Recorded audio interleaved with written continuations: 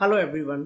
आज हम लोग स्टार्ट करेंगे क्लास 11th फिजिक्स का second chapter motion in a straight line. ठीक है, तो जो ये चैप्टर है motion in a straight line, इसमें अपन लोग डिस्कस करने वाले हैं कि जो कोई भी बॉडी जिसका मोशन होता है वो जब स्ट्रेट लाइन में होता है तो किस तरीके से होता है। जैसे कि अगर हम सबसे पहले इंट्रोडक्शन की बात करें तो फिजिक्स के अंदर हमारा ये चैप्टर है, यानी कि फिजिक्स जो होती है उसके अंदर एक ब्रांच होती है मैकेनिक्स। मैकेनिक्स के अंदर ये टॉपिक आता है जिसमें हम पढ़ते हैं कि मोशन या उससे रिलेटेड जो भी कॉन्सेप्ट है। तो सबसे पहले हमने वही समझने की कोशिश की है कि सबसे पहले तो बात आती है मैकेनिक्स क्या है। ठीक है, तो सबसे पहले हम उस ब्रांच की बात कर रहे हैं जो कि फिजिक्स की एक ब्रांच है। तो मैकेनिक्स क्या है? सिंपली फिजिक्स की एक ब्रांच है जिसमें हम स्टडी करते हैं कि जो थिंग्स होती हैं यानी जो चीजें होती हैं वो कैसे मूव करती हैं and what makes them move, यानी उनको मूव कौन कराता है।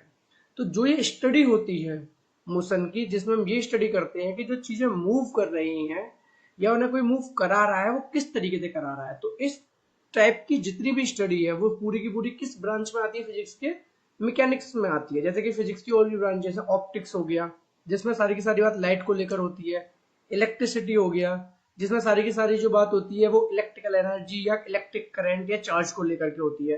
तो फिजिक्स इस तरीके से डिवाइडेड है। ठीक है, ऐसे फ्लूइड मैकेनिक्स हो गया जिसमें जो भी बातें होती है वो फ्लूइड्स के बारे में होती है।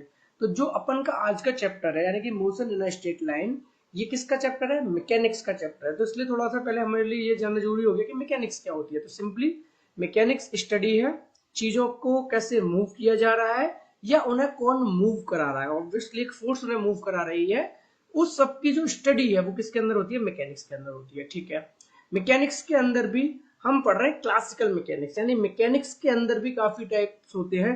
जैसे क्वांटम मैकेनिक्स हो गया। ठीक है, क्वांटम मैकेनिक्स में जो स्टडी की जाती है वो काफी छोटे लेवल पे की जाती है। ठीक है, माइक्रोस्कोपिक लेवल पे की जाती है। लेकिन हमें क्वांटम मैकेनिक्स नहीं पढ़ना, हमें पढ़ना है भाई मैकेनिक्स के अंदर भी क्लासिकल मैकेनिक्स। इसका मतलब क्या है क्लासिकल मैकेनिक्स का? How big things move because of pushes and pulls, जो कि फोर्सेस होते हैं। यानी कि जो बड़ी चीजें हैं, बड़ी चीजों का मतलब है जो आपकी कार हो गई, ट्रक हो गई या कोई भी बड़ी बॉडी जो मूव कर रही है वो या तो पुश या पुल, यानी जो भी फोर्स लग रही है उसकी जो स्टडी हो मैकेनिक्स के अंदर भी अगर हम जाएं कि किस ब्रांच के अंदर स्टडी हो रही है तो हम उससे बोलेंगे क्लासिकल मैकेनिक्स के अंदर बात हो रही है।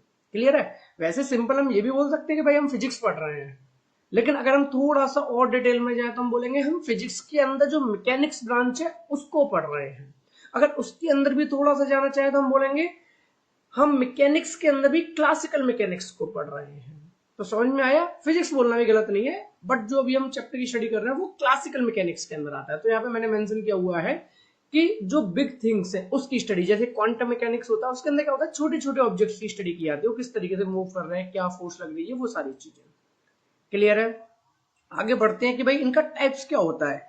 जो क्लासिकल मैकेनिक्स होती है, अब क्लासिकल मैकेनिक्स नहीं फर्दर डिवाइड की जाती है। क्लासिकल मैकेनिक्स किसमें डिवाइड की जाती है? Statics, kinematics and dynamics. यानी कि है क्लासिकल मैकेनिक्स ही, बट उसको हम स्टैटिक्स कब बोलेंगे? तो यह लिखा हुआ है थिंग्स आर स्टिल।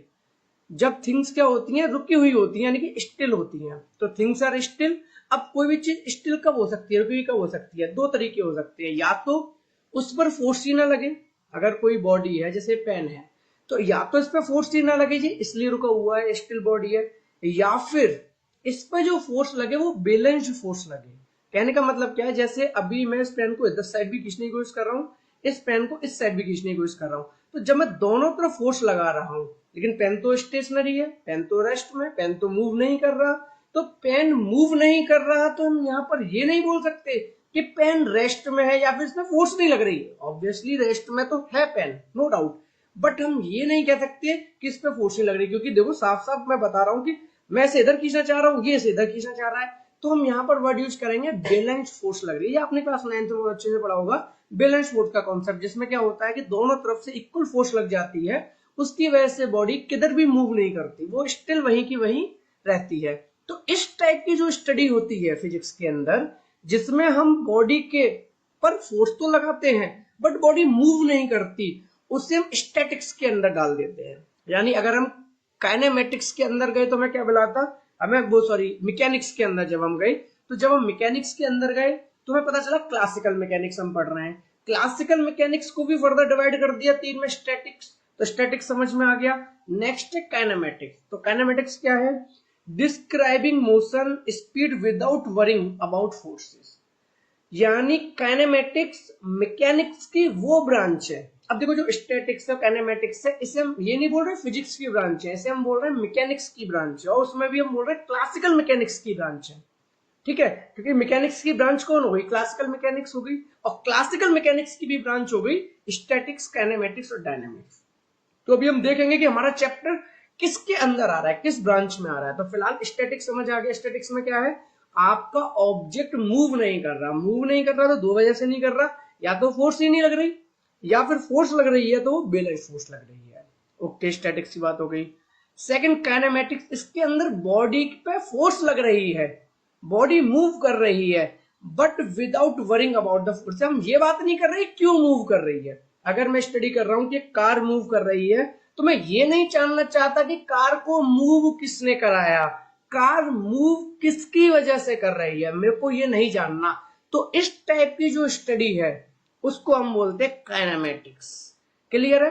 और फिर थर्ड ब्रांच हो जाती है इसकी, थर्ड टाइप हो जाता है डायनेमिक्स। डायनेमिक्स में क्या है कि how force causes motion to change. यानी कि जो ये चेंज हो रहा है, जो ये मोशन हो रहा है, वो किस तरीके से हो रहा है, हम उसका कॉज जानना चाहते हैं। जैसे अभी भी हमने बोला कि कार मूव कर रही है, मैं उसकी स्टडी कर रहा हूं, उसने पोजीशन चेंज की, उसकी स्पीड कितनी है, उसका एक्सेलरेशन कितना है, बट मैं ये नहीं जानना चाहता कि उसका कॉज क्या है, वो किस वजह से मूव कर रही है।